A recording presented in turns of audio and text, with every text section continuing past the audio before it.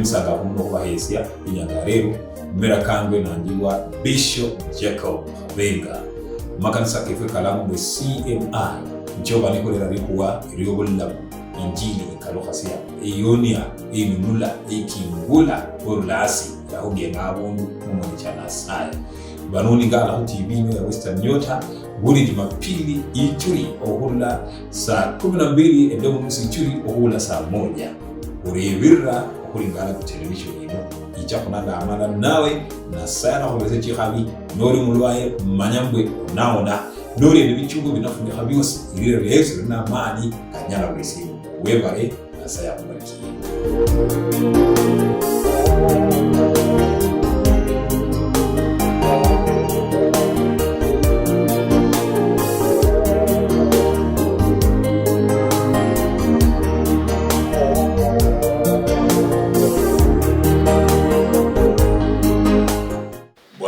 Mtazamaji, nafuraha sana kufika katika kipindi hichi na kwenye runinga yako. Jina langu naitwa Bishop Jacobs wa kanisa la Cool Ministries International.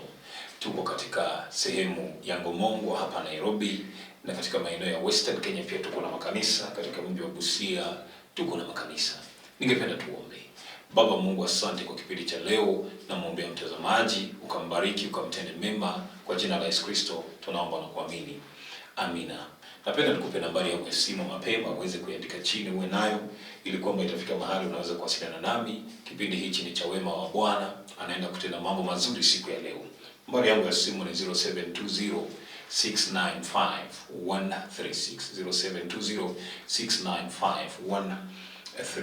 0720695136.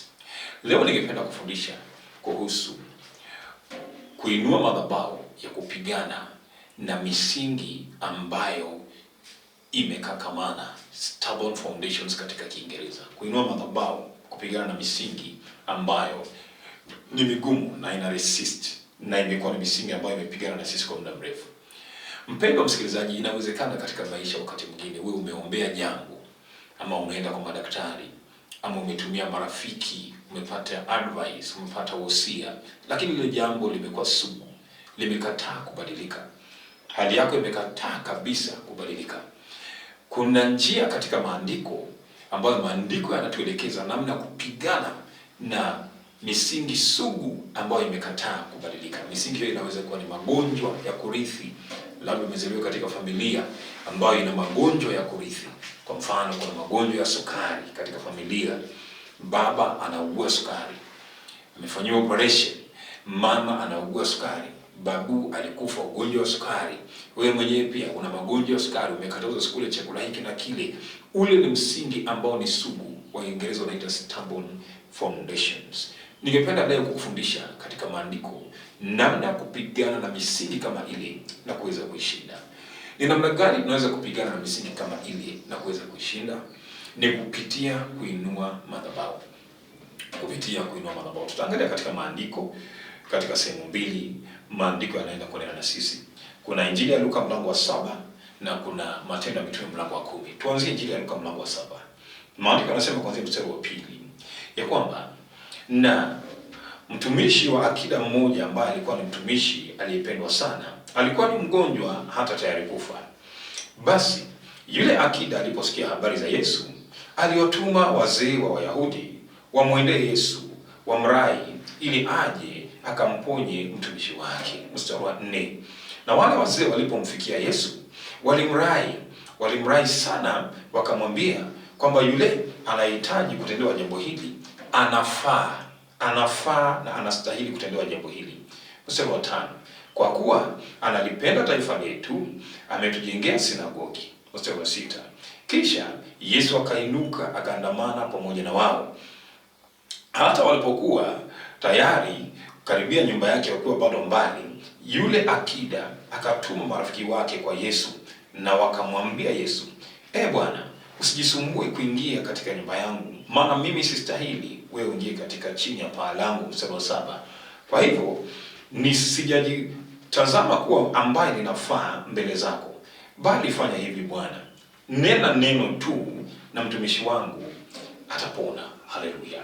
Ningependa tuende kitabu cha Matendo ya Mitume mlango wa 10 pia tuangalie habari za akida mmoja pia yuko pale. Leo tunaangalia akida wawili katika maandiko. Tuanzie mstari wa kwanza, Matendo ya Mitume mlango wa 10.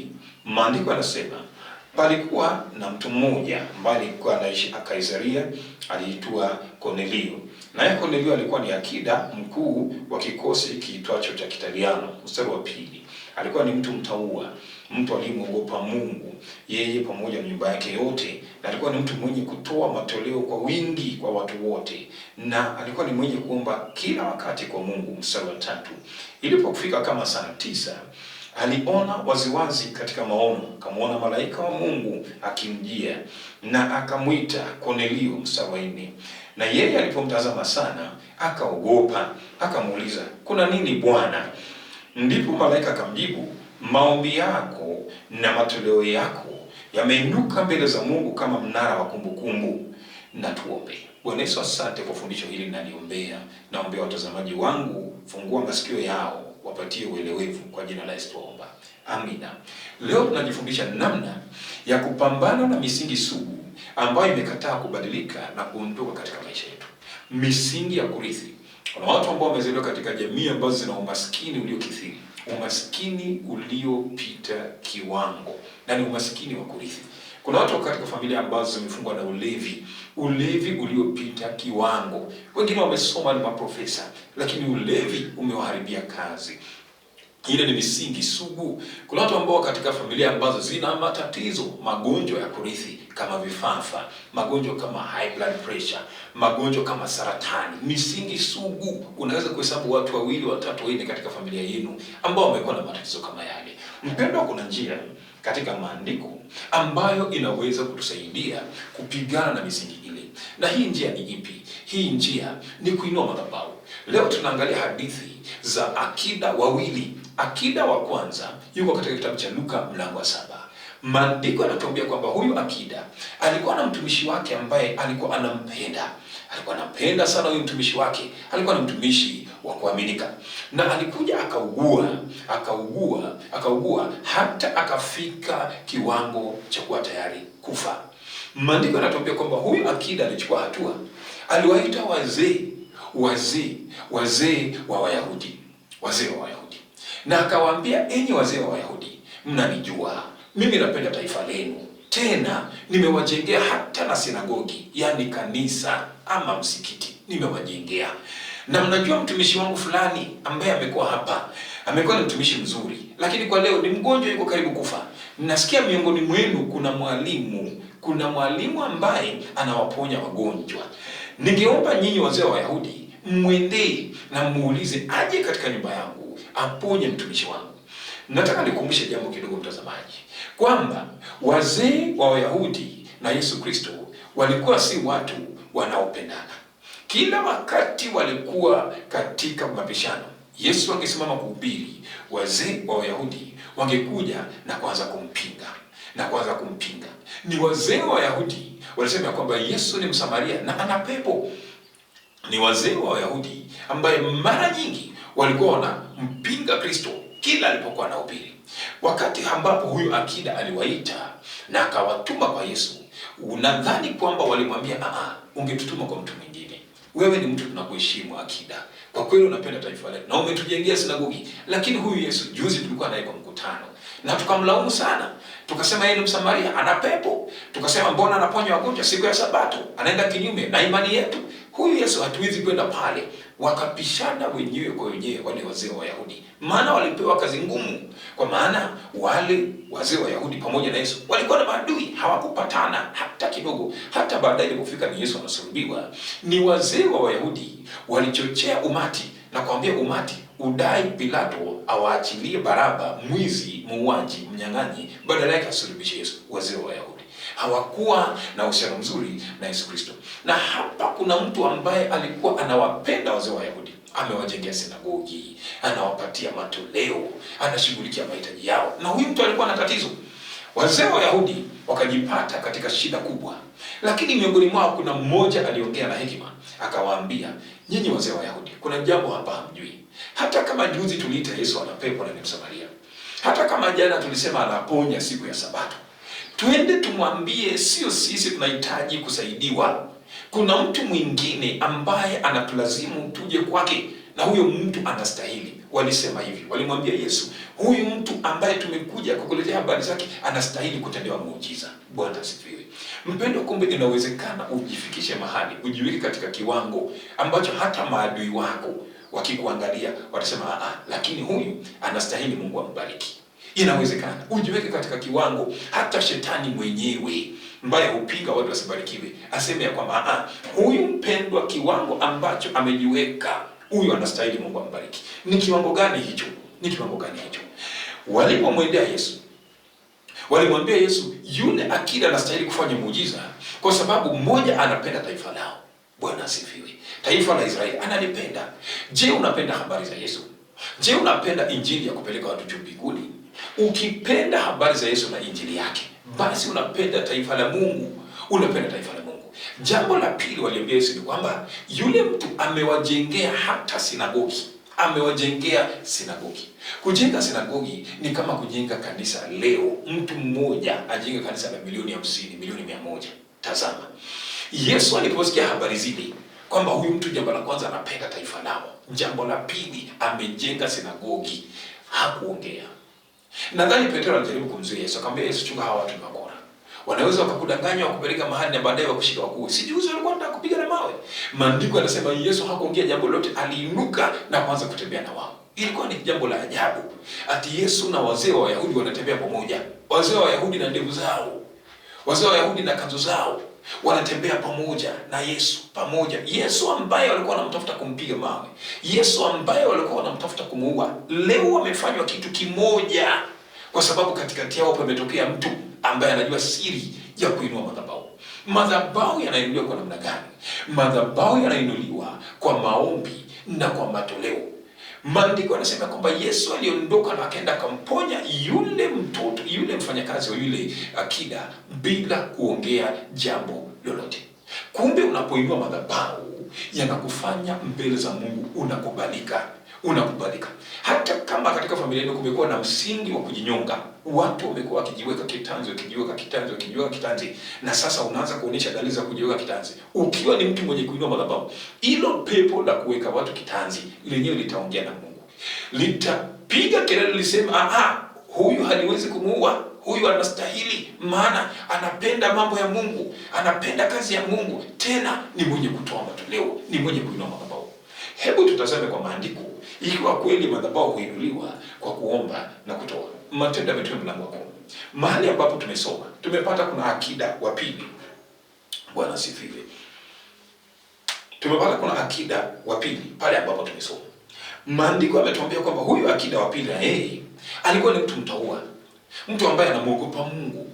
Tena maandiko yanasema alikuwa ni mtu ambaye anapenda maombi na anapenda kutoa. Vitu viwili alikuwa anafanya. Alikuwa anapenda kuomba na alikuwa anapenda kutoa sana. Bwana Yesu asifiwe. Maandiko yanatuambia kwamba malaika alimtokelezea saa 3, alimtokelezea saa 9. Hapo ni mstari wa 3. Matendo ya Mitume mlango wa 10 mstari wa 3. Maandiko yanasema ilipopata kama saa 9, aliona waziwazi katika maono malaika wa Mungu akimjia na kumwambia Kornelio. Mstari wa 4. Na alipomtazama sana, aliogopa na akamuuliza, kuna nini Bwana?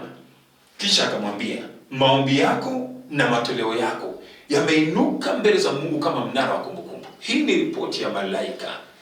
Anamwambia Kornelio mambo ambayo hufanyika katika ulimwengu wa kiroho. Kornelio yuko duniani. Kornelio anaomba. Kornelio anatoa. Na kumbe katika anga za kiroho, anapoomba, anapotoa, malaika wanatumia maombi na matoleo kuanza kujenga mnara wa kumbukumbu. Imeandikwa wazi, Matendo ya Mitume mlango wa 10 mstari wa 4. Kumbe ukichanganya vitu viwili hivi, kuomba na kutoa, kuomba na kutoa, kuomba na kutoa, katika anga za kiroho, unajijengea mnara mkubwa wa kumbukumbu, mnara wa ukumbusho, unainuka. Na maandiko yanasema kwamba huu mnara uliinuka ukafika mbele za Mungu, mbele za Mungu mwenyewe. Kuna watu ambao umeambiwa kwamba kuna wachawi wamekuroga, kuna watu wamekuendea kwa waganga, kuna watu wamekutupia majini. Sasa ndio maana maisha yako yanateseka. Wacha nikwambie, kuna njia ya kuwashinda. Kuna njia ya kushinda uchawi. Kuna njia ya kushinda uganga. kuna njia ya kushinda yeyote ambaye atajaribu kutumia mbinu za uchawi na sarakasi zingine kuzuilia hatima yako, kuiba nyota yako, kukufinya katika umaskini na matatizo. Hiyo njia ni ipi? Maombi na matoleo zitakujengea mnara wa kumbukumbu, utainuka mbele za Mungu. Ni Matendo ya Mitume mlango wa 10 mstari wa 4. Tunapata maakida wawili. Luka mlango wa 7, maandiko yanasema maadui za Yesu wenyewe, wazee wa Wayahudi, maadui za Yesu walitetea yule akida, wakaambia Yesu, huyu akida naye anastahili kufanywa muujiza kwa sababu anapenda taifa lako la Israeli. Namba 2, amejenga sinagogi, yani ameinua madhabahu. Hebu wazia, mtu amejitolea mpaka amejenga kanisa. Nashukuru Mungu kwa watu ambao wamefanya mambo kama yale. Watu ambao wamejitolea wakajengea Mungu makanisa. Watu ambao wamejitolea wakapeana mashamba. Watu ambao wamejitolea wakanua vyombo, wakanua magari, wakanua mabasi, wakasimama na macruises, wanasimama na huduma za Mungu. Wale watu Mungu huwatendea mambo makubwa sana. Kuna ndugu mmoja ambaye ninamjua. Yeye anatoka katika taifa ambalo limekuwa na mapigo, la mitetemeko ya ardhi na matatizo mengine.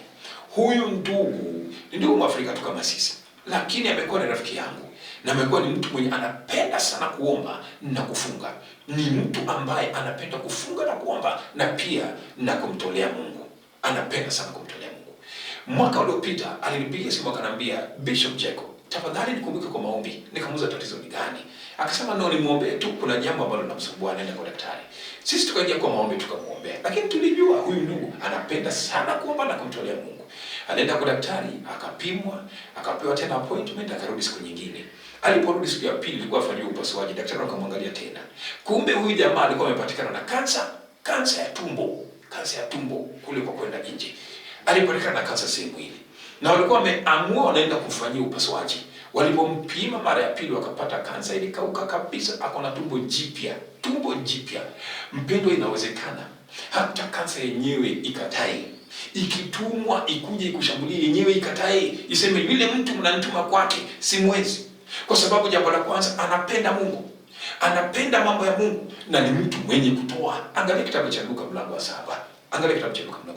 Wayahudi, wazee wa Wayahudi, maadui za Yesu wenyewe walitetea akida, wakaambia Yesu, huyu akida anastahili kufanywa muujiza huu. Je, wewe inawezekana adui zako waambie Mungu, mahali ambapo wewe umefika na Mungu, wewe unastahili kubarikiwa, wewe unastahili kupona, wewe unastahili kutolewa katika hiyo changamoto ambayo imekutatiza muda mrefu? Je, inawezekana? Inawezekana. Chukua somo kwa akida wa Matendo ya Mitume mlango wa 10. Maandiko yanasema kwamba yule akida, malaika alikuja akashuhudia kwamba ni mtu ambaye anatoa sana na anaomba sana. Vitu viwili alipenda kufanya.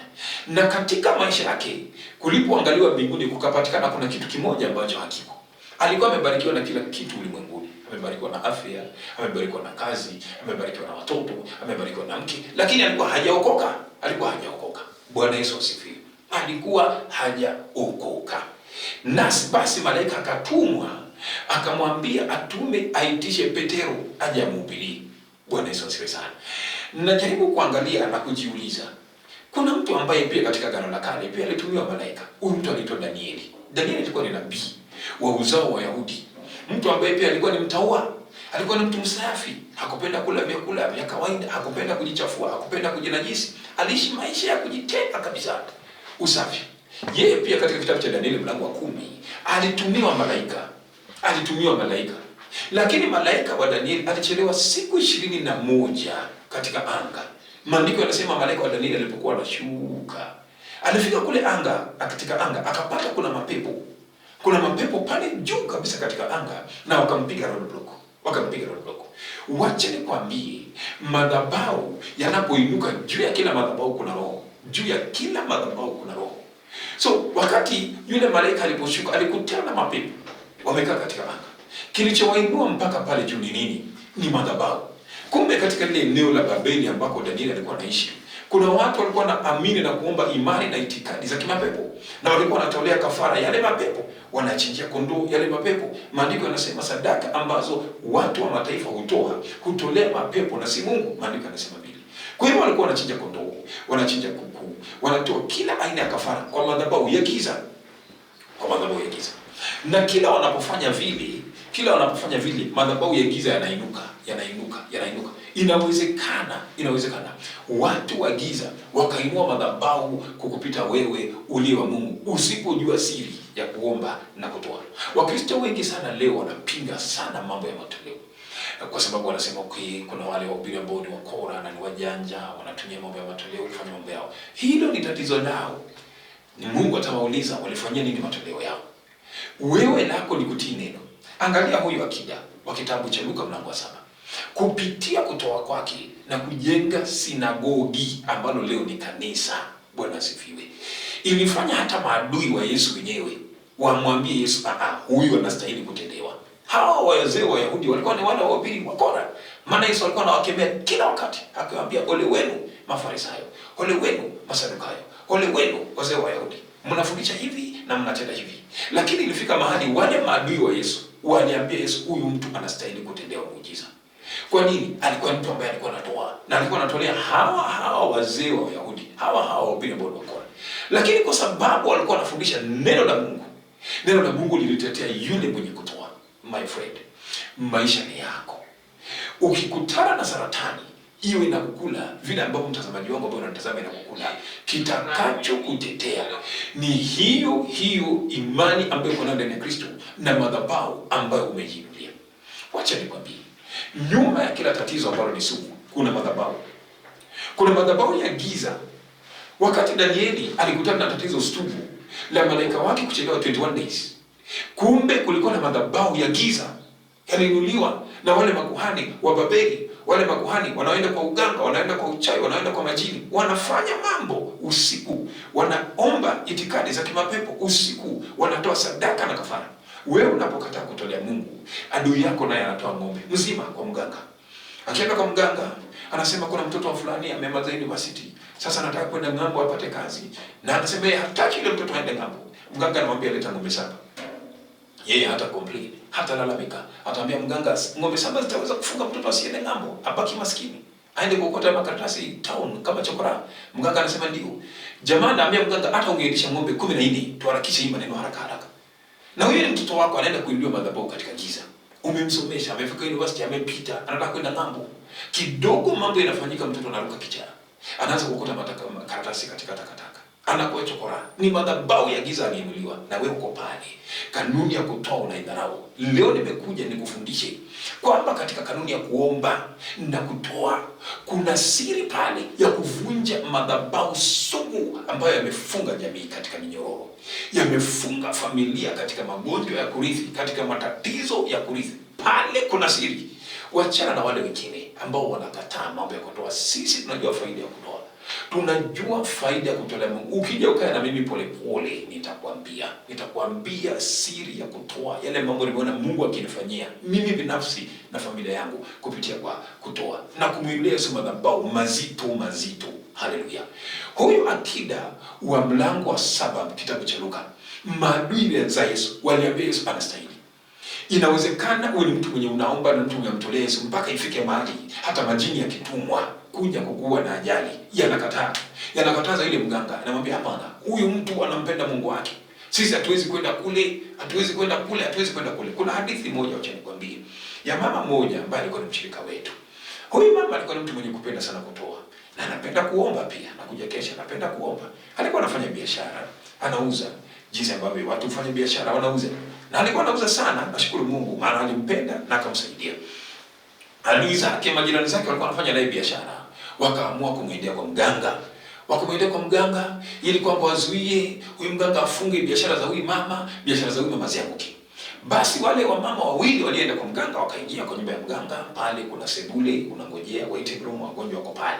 So kulikuwa na kina mama wengine na wazee wengine na vijana wengine pia wako pale. Wakasalimiana, wakajuana. So fursa ilipofika ya hawa mama wawili ambao wameenda kufunga mama mwenzao ambaye ni wa kutoa na kuomba biashara yanguke, ikafika wakaingia kwenye chumba cha ndani. Kuingia kwenye chumba cha ndani wakakaa kama dakika 5 hivi. Kisha mganga katoka na wao nje mbio, akawafukuza kabisa na akawaambia, msije tena kuleta mtu kama huyu hapa. Mnaletea mtu ambaye anatumikia Mungu wake, mnaletea mtu ambaye anatolea Mungu wake kwa bidii, mnakuja kuniharibia kazi. Mnaona sasa jinsi ambao mmejaribu kunifanya nifunge mambo yake. Sasa moto umekuja umechoma vitu zangu. Vitu zangu zimekataa kuitika. Mganga analalamika ati wamempelekea mtu ambaye anapenda Mungu wake. Wamempelekea mtu ambaye anatolea Mungu wake. Na alipojaribu kuita, akaita ili aitike, moto ndio ulikuja. Na moto ukachoma vitu vyake. Vitu vyake sijui ni nini. Bila shaka ni nguvu za giza. Wale mama wawili wakakimbia mbio wakatoka. Wale wagonjwa wengine ambao walikuwa wamekiti pale wanangojea kwenda kutibiwa kaanza kusema na hao mama wawili si ni fulani. Na si huyo mama tunaambiwa wanataja hapa. Na si ni mama fulani. Wale wagonjwa wengine wakatoka hapo wakaenda kwa ile mama. Mbaya alikuwa amepelekwa kwa mganga. Wakaambiwa kuna jambo tulisikia. My friend, kuna watu walikuwa wamekufanyia njama fulani ili kufanyike hivi. Lakini inasemekana imani yako kwa Mungu wako, matoleo yako kwa Mungu wako hata yalichoma nguvu za mganga. Yule mama alicheka, akacheka sana, akaja kushuhudia kanisani, na ndio biashara yake ikazidi kuwa kubwa. My friend, usiogope adui unakufanyia nini. Wewe tazama Yesu tu, usilipize kisasi kwa njia ya mwili, kwenda kupiga ugomvi, kwenda kuleta fujo na uadui. Sisi hatupigani vita vya mwili na damu. Sisi tunapigana vita vya kiroho. Silaha zetu ni kuu katika Mungu, kuangusha ngome. Na silaha zetu ni gani? Tunaambiwa kitabu cha Matendo ya Mitume mlango wa 10. Huyo akida alitumia silaha mbili, kuomba na kutoa. Matendo ya Mitume mlango wa 10:4. Malaika alimwambia akida, maombi yako na matoleo yako zimekujengea mnara wa kumbukumbu. Umekuja mbele za Mungu. Bwana asifiwe. Popote kuna maombi na kuna matoleo, pale kuna madhabahu hujijenga. Wakati ambapo wewe unakataa kuja kanisani, unakataa kumtolea Mungu, adui zako nao ambao hawataki wewe uendelee, ambao hawataki wewe ufanikiwe, na wao kuna mahali wanaenda. Na wao wanaenda kutembelea vinyago fulani. Na wao wanapiga safari wanakwenda Tanzania, Sumbawanga. Wanapiga safari wanaenda Mombasa. Wanapiga safari wanaenda Malawi, wanaenda Nigeria, wanaenda kule ambako kuna uchawi hadi ili wakuzuilie. Erevuka mapema.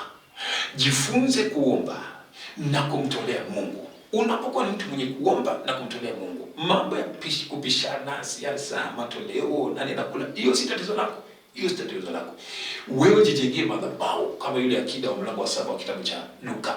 Alijijengea madhabahu. Bwana Yesu asifiwe, kwa kuomba na kutoa. Alipofika kwenye tatizo, alipoanza kupigana na ile misingi ambayo ni sugu, madhabahu yake yamemtetea. Naona kuna watu ambao mmekuwa ni watu wenye kufunga, watu wenye kuomba na watu wenye kutoa. Madhabahu yenu yanaenda kuwatetea leo katika jina la Yesu. Mna changamoto ambazo mnapigana nazo. Leo Yesu amenituma kwenye runinga hii yako. Tuombe pamoja na wewe. Madhabahu yale ambayo umeinua katika Bwana yanaenda kukutetea. Yanaenda kuongea. Hufika mahali katika maisha huwezi kuomba. Lakini madhabahu yako uliyoyainua yanakuongea, yanakutetea kabisa katika jina la Yesu. Hufika mahali katika maisha ni machozi tu. Lakini madhabahu yako ambayo umeinua katika Kristo yanakutetea in the name of Jesus. Siku ya leo ninataka kuomba na watu ambao wamekuwa wakiomba na kutoa, wamekuwa wakiinua madhabahu na wako na matatizo, changamoto sugu, wako na magonjwa sugu yamekataa kupona, wako na matatizo sugu yamekataa kuondoka, hayasikii. Leo tunaenda kuomba pamoja. Tunasimama kwenye madhabahu yako. Tunasimama kwenye maombi yako na kwenye matoleo yako. Hayo umekuwa ukisupport kazi ya Mungu nayo. Leo anga yako itafunguka. Leo matatizo yako yatakuondokea. Jiandae. Kipindi hiki kimeletwa kwako kwa hisani ya station hii ya Western Nyota Television. Mungu awabariki sana, watende mema, na pia kwa wadhamini wetu wanaitwa Jacob Habenga Foundation. Utawapata kwenye Facebook page na pale utapata Jacob Habenga Foundation. Pale tuko na shirika lisilo la serikali, tunasaidia watoto, tunawasomesha, tunawalipia karo ya shule na tunafanya mambo mengine kule mashinani. Matoleo yote ambayo tunayapata kwenye kipindi hichi tunayachannel na kuyapeleka katika kusomesha watoto. Utaona pale kuna watoto wanahitaji msaada, tunawalipia karo za shule. Nambari yangu ya simu ni 0720695136. 0720695136. Naitwa Bishop Jacob. Ningependa nikuombee. Kanisa letu liko sehemu ya Ngomongo hapa Nairobi, shukia Safari Park, ingia nyuma ya Kasarani, panda la Kisama, pale kuna Ngomongo utatupata. Tuko na kesha kila Friday kuanzia saa 2, kesha iko inaanza mpaka saa 11 asubuhi. Kesha ya miujiza na ishara na uponyaji na ukombozi na neno la kinabii. Njoo pale, Yesu atakutendea. Tuko na makanisa katika taifa la Kenya, maeneo mengine, maeneo ya Magharibi, maeneo ya Busia, maeneo ya Siaya. Tuko na makanisa maeneo ya Mdalangi, tuko na kanisa Bulemia. Maeneo ya Busia tuko na kanisa ya maeneo ya Funyula, Samia na Uganda pale. Tuko na kanisa lingine mahali panaitwa Mohwayo. Tuko na kanisa Busia. Bwana Yesu akubariki. Jiandae tupate kuomba. Baba Mungu, kwa jina la Yesu, ni asante kwa mtazamaji wangu. Amesikia neno lako na ameamini. Nainua wote ambao wana matatizo sugu ambayo yamekataa kusikia maombi, yamekataa kusikia dawa, yamekataa kusikia mbinu mbadala za kuyaondoa, na wamekuwa ni watu wenye kuomba, watu wenye kutoa. Ninakemea yale matatizo sugu nikisimama katikati ya damu ya Yesu Kristo.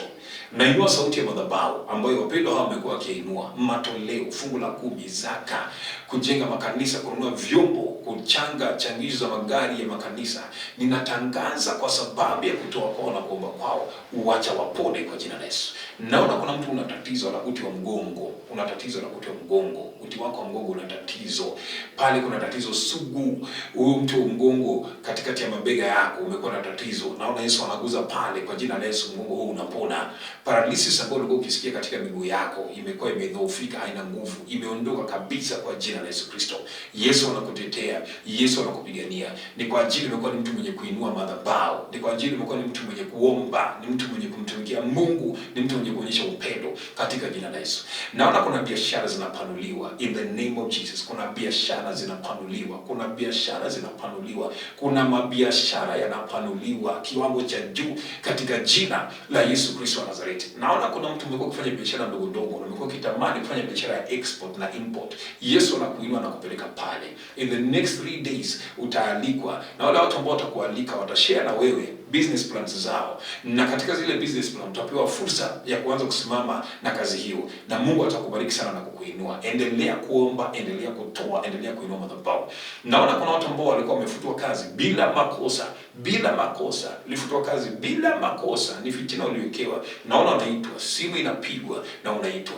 On Monday utaitiwa kazi yako baada ya kuona hichi kipindi. The following Monday utaitiwa kazi yako tena, utarudishwa mahali pako pa kazi tena katika jina la Yesu Kristo wa Nazareti. Naona kuna mtu ulikuwa umeanza kujenga nyumba yako, ilikuwa kwenye msingi, kwenye foundation ya msingi wako. Kumbe kuna watu walijaribu kuinua madhabahu ya kupigana na maendeleo yako. Katika jina la Yesu na itabiria hiyo nyumba ijengwe, iishe, ikamilike in the name of Jesus. Naona kuna watu wamekuwa na matatizo kadha wa kadha ya magonjwa ya kurithi. Umezaliwa katika familia watu wanaanguka kifafa, umezaliwa katika familia ni magonjwa ya sukari. Katika jina la Yesu natangaza uponyaji. Pokea uponyaji toka kwenye hiyo jela ya matatizo sugu na misingi sugu iliyofunga familia yenu. Roho za kitanzi ambazo tumetajiwa hapa tunazikemea kwa jina la Yesu. Roho za divorce. Kuna mtu ambaye uko katika ndoa yako ya 4, ya in your 4th marriage, na wewe ni mwanaume, na pia hii inatetemeka karibu kuondoka. Mke anataka kuondoka bila makosa. Wacha tunatangaza amani katika ndoa hiyo. Mungu awe mwenye kukubariki. Asante sana. Bwana Yesu akutende mema. Kwa jina la Yesu tumeomba. Amina. God bless you so much.